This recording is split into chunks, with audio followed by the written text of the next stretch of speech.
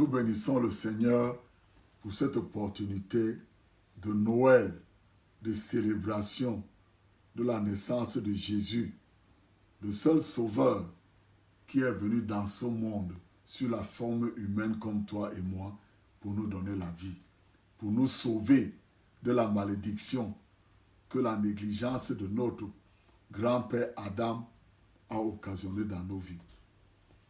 Je vais te dire quelque chose aujourd'hui, que ce temps est un temps où nous célébrons la nouvelle naissance de la communication entre nous, les hommes que Dieu a créés à son image, et Dieu le Père, notre Créateur.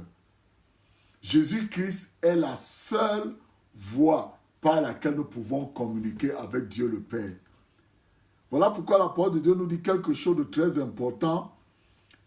Il dit quelque chose de très important qui est utile à toi et moi de comprendre, parce que si nous ne comprenons pas cette chose, la parole de Dieu dit quelque chose ici. Dans le livre de Jean 1, il dit quelque chose au verset 26 jusqu'à 28, il dit « À tous ceux qui l'ont reçu, à ceux qui croient en son nom, Jésus a donné le pouvoir de devenir enfants de Dieu. Lesquels sont nés, non du sang, ni de la volonté de la chair, ni de la volonté de l'homme, mais de Dieu.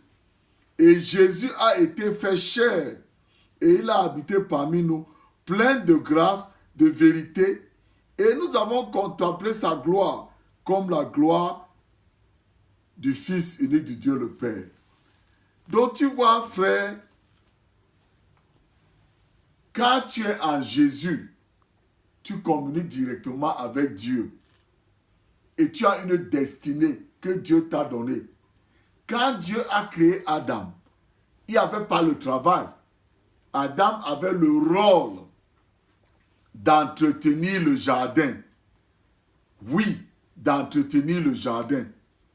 Et à cause du péché d'Adam, de sa négligence, de transmettre utilement, sincèrement à ce que Dieu l'a instruit de faire à Ève, Ève a bafoué devant le diable, et tout ce qui est mal aujourd'hui est arrivé à cause de cela. Mais Jésus est venu maintenant pour réparer cela, pour nous ramener dans notre destinée et but pour laquelle Dieu nous a créés, prendre soin du jardin. Donc il est très important qu'en cette période de Noël, où nous célébrons la naissance de celui qui nous ramène à notre vraie identité d'enfant de Dieu, nous puissions apprendre à communiquer encore avec Dieu. Frère, apprends à communiquer avec Dieu. Sœur, apprends à communiquer avec Dieu. Apprends à communiquer avec ton mari. Apprends à communiquer avec ta femme. Explique à ta femme les choses. Arrête d'être celui-là qui donne seulement des résumés. Dis à ta femme toutes les choses. Explique à tes enfants toutes les choses. Sœur, explique à ton mari. Parle avec ton mari. Priez ensemble en ce temps.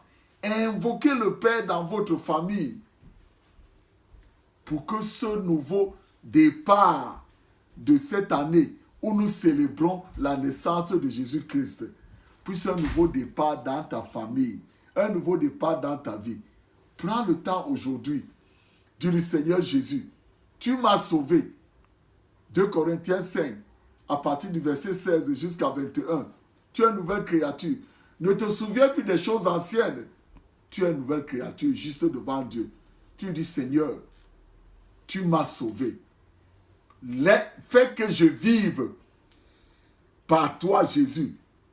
Qu'aujourd'hui, comme je célèbre Noël, que je vive à partir d'aujourd'hui à cause de ce que tu as fait pour moi. Pas ce que mon grand-père ou ma mère a fait moi-même, mais à cause de ce que toi tu as fait, Jésus. À cause du fait que tu m'as sauvé, tu es venu dans ce monde et je t'ai accepté comme mon sauveur.